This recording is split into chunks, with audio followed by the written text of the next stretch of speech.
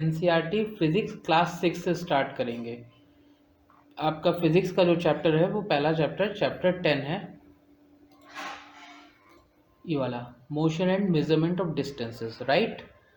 इसमें हम लोग बेसिक चीज़ें जानेंगे। सबसे पहले मोशन, मेजरमेंट ऑफ डिस्टेंसेस, उसके बाद डिटेल में जाएंगे, फिर धीरे धीरे एक्सरसाइजेस तक जाएंगे। Okay, so will moving on. ये आप लोग जानते हैं क्या है? नाव, बोट, ठीक है, पहचान में आ रही है। बहुत से लोगों ने देखी होगी, बहुत से लोगों ने बोटिंग की होगी। कोई कहीं घूमने गया हो, कोई गंगा के किनारे हो, कोई किसी भी नदी के किनारे हो, वहाँ पे आपको इस तरीके की बोट्स देखने को मिल जाएंगी। ठीक, पहले पिक्चर है, ये एक मीन्स ऑफ ट्रांसपोर्ट है। अर्लियर क्या होता था, पहले जब मोशन की बात होती है, मूवमेंट की बात होती है, तो यह सबसे पहले हम पहला पार्ट आपका मोशन है, तो मोशन से स्टार्ट करेंगे। मोशन मतलब एक प्लेस से दूसरी जगह जाना, कुछ ऐसा, यहाँ से लेके यहाँ तक जाना, ये हो गया मोशन।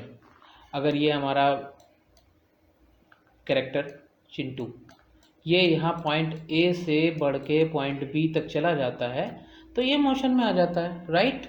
अब जिस समय की हम लोग बात कर रहे हैं, उस टाइम पे मोशन के लिए क्या क्या चीज़ें होती थी? कुछ नहीं होता था। लोग चिंटू की तरह पैदल ही चल के जाते थे, पैरों पे चल के जाते थे, अपना सामान अपने सर पे जैसे चिंटू रखे हुए हैं ऐसे रखते थे और जाते थे। तो बहुत ज़्यादा दूर तो जा नहीं सकते थे, ठीक है। तो सबसे पहली चीज़ जो मूवमेंट स्टार्ट हुआ वो हुआ पानी के रास्ते। और वो नाव इस तरीके की नहीं थी, वो नाव कुछ सिर्फ इस तरीके की थी। एक पेड़ को काटा, उसका लट्ठा लिया जो बड़ा तना होता है, उसको एक शेप दी और उसके ऊपर बैठ के इस तरीके से मूवमेंट करके चले गए। बहुत ज़्यादा स्टेबल नहीं होते थे, लेकिन हाँ, इस वाले कंडीशन से, पहले वाले कंडीशन से जो ये चिंटू फॉलो करता था, इससे तो ये फार बेटर थी, ठीक है। नेक्स्ट क्या हुआ, इसको हटा देते हैं, हमारे पास स्पेस की थोड़ी कमी है, राइट। सो अब इसके बाद क्या हुआ, धीरे से पहिए डेवलप हुए, व्हील्स बने। व्हील्स बने तो लोग जैसे पहले जानवरों को लेके चलते थे, अपने साथ जानवरों के ऊपर बैठ के चलते थे, अब क्या हुआ, उन्होंने एक इस तरीके की गाड़ी बनाई, क्योंकि ये पहिए बन चुके थे, इसको फिक्स किया और जानवर उनके आगे लगाए और जानवर उसको खींचने लगे।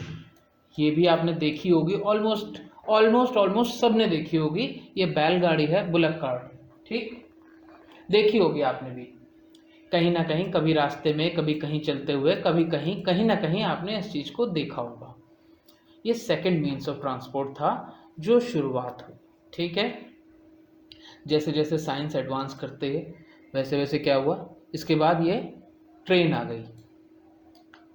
ट्रेन बनी, इंजन बना तो ट्रेन बनी, व्हील्स बने तो ट्रेन बनी, ठीक है। यहाँ से हम इस तरफ बढ़े, यहाँ से हम इस तरफ बढ़े, ट्रेन बढ़ी, मूवमेंट स्टार्ट हुआ। मूवमेंट थोड़ा और आसान हो गया, क्योंकि यहाँ पे आप सामान बहुत ज़्यादा कैरी नहीं कर सकते थे, यहाँ पर भी बहुत ज़्यादा नहीं कैरी कर सकते थे, यहाँ पे अच्छा खासा सामान कैरी कर सकते हैं।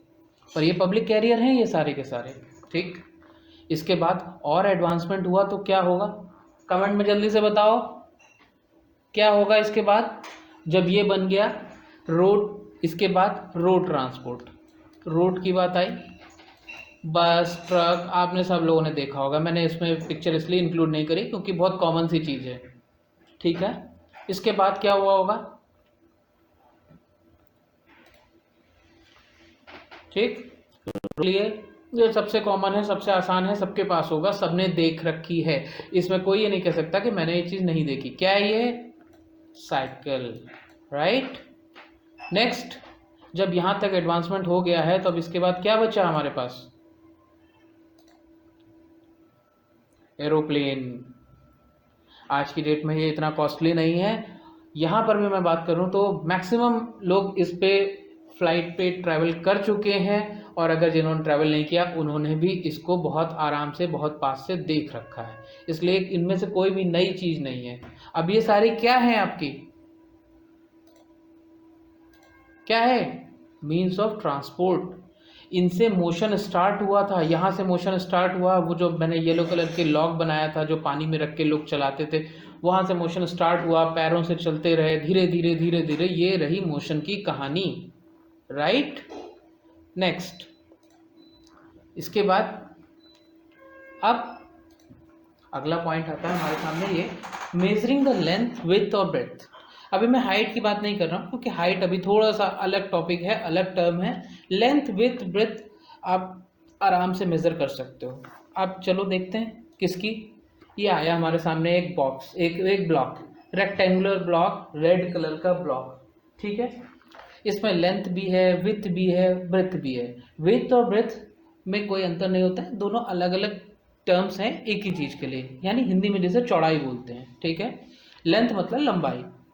तो कैसे नापेंगे हम इसकी लेंथ और ब्रेड्थ को, कैसे? एक छोटा सा लकड़ी का पीस ले लेते हैं ऐसा, और इसको धीरे धीरे धीरे धीरे यहाँ पे रखते जाएंगे और नापते जाएंगे। इज इट अ कन्वीनियंट में? बहुत आसान तरीका है ये हमारे लिए, है आसान तरीका? नहीं है, ये तो बड़ा मुश्किल है।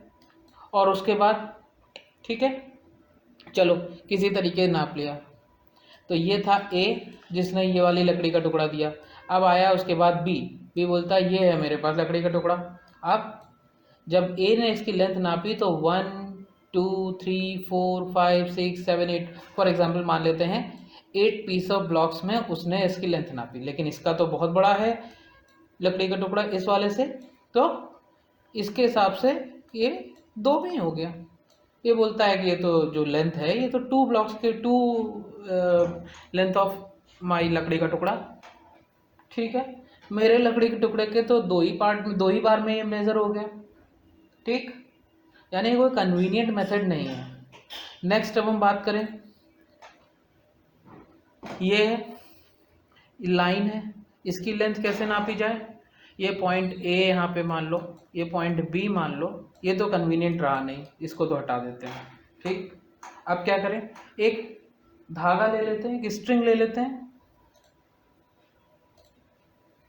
ऐसे पतली सी, और इसको यहाँ पे रखते हैं। चलो स्ट्रिंग की जो इंक है वो चेंज कर लेते हैं, कलर चेंज कर लेते हैं।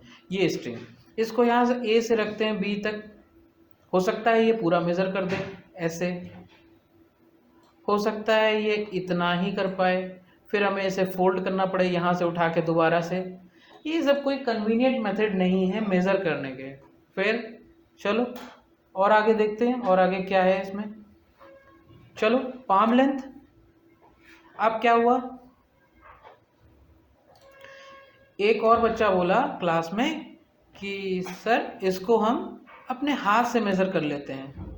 ये रहा थंब, चलो थोड़ा सा पहले जगह बनाते हैं यहाँ पे, ठीक। इसको हाथ से मेज़र कर लेते हैं। हाथ से मेज़र किया तो क्या हुआ, ये वाला पॉइंट ए पॉइंट थंब वाला, ये जो लास्ट फिंगर है बी पॉइंट यहाँ से। अब क्या हुआ, चिंटू के हाथ की लंबाई कुछ और थी, पाम लेंथ, ये पाम लेंथ है, ठीक है। मिंटू की कुछ और निकली, इसको मेज़र करना तो बड़ा मुश्किल होता चला जा रहा है। अब क्या किया जाए, पॉसिबल तो है नहीं। चलो फिर आगे देखते हैं, अब क्या बचा, अब आर्म लेंथ। तो एक और बच्चा बोला कि सर मैं तो इसको अपने आर्म की लेंथ से ही मेज़र कर लूँगा।